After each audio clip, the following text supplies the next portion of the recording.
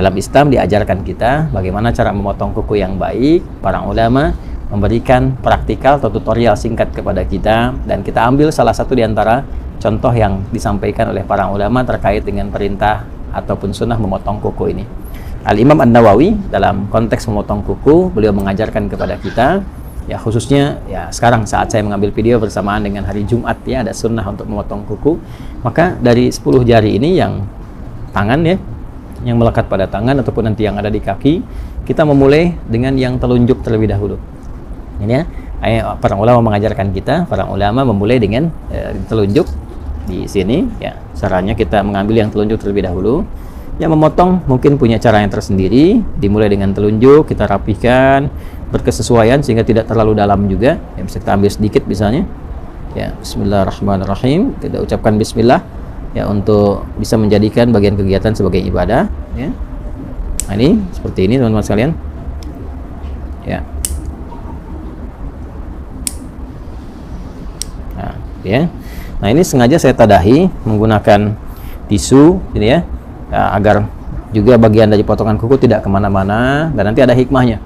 Ada hikmahnya, ya. Saya jelaskan dulu secara keseluruhan, nanti hikmahnya di akhir saya tutupkan.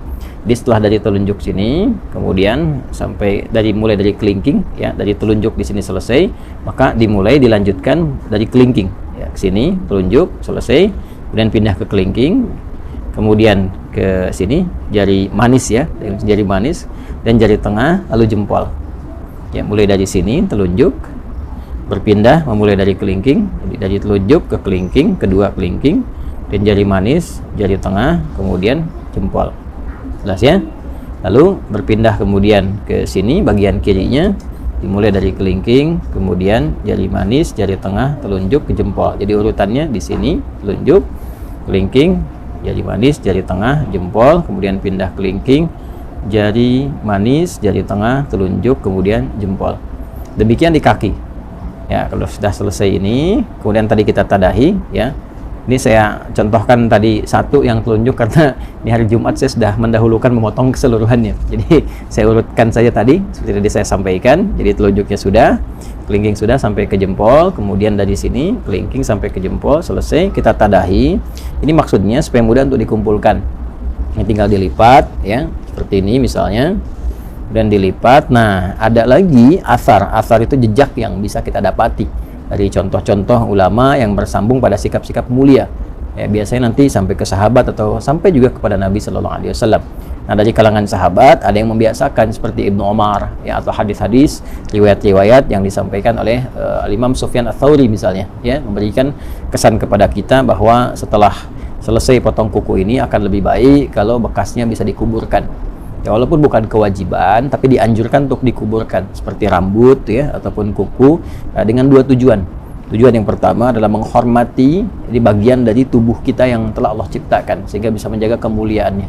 Ini kan bagian dari tubuh, kan? Jaga kemuliaannya, jadi nggak dilempar sembarangan. Walaupun mungkin kita bisa dilipat seperti ini, dibuang ke tempat yang layak, gitu kan? Nah, itu sebetulnya tidak ada masalah juga, tapi akan lebih mulia kalau bisa dikuburkan, lebih bagus. Yang pertama takrim, untuk memuliakan pada bagian tubuh yang telah Allah ciptakan. Kemudian yang kedua, yang penting juga menghindari hal-hal yang bisa menghadirkan madarat yang tidak tampak. Ya, madarat itu hal-hal yang membahayakan kepada diri tapi tidak tampak. Seperti kebiasaan-kebiasaan tukang sihir misalnya, ya atau hal-hal terkait magic yang seringkali menggunakan bagian-bagian dari potongan tubuh, khususnya rambut. Ya, ada juga yang terkait dengan kuku. Ada juga yang menambahkan secara fikih supaya tidak dijadikan sebagai bagian dari potongan-potongan untuk kepentingan-kepentingan lain. Seperti kalau rambut kasusnya jadikan bagian potongan-potongan, ada yang digunakan untuk pakai wig dan sebagainya. Nah, itu supaya tidak digunakan pada yang demikian, akan lebih bagus kalau dikuburkan. Nah, itu secara singkatnya, potong kuku, bagian dari fitrah. Hikmah fitrah itu menjaga kebersihan, tampil lebih rapi dan indah, dan dimulai dengan susunan yang tadi telah disampaikan, diakhiri dengan alhamdulillah, diniatkan sebagai ibadah, dan mudah-mudahan selain tampil indah, elok, rapi, juga berpahala di sisi Allah Subhanahu wa Ta'ala.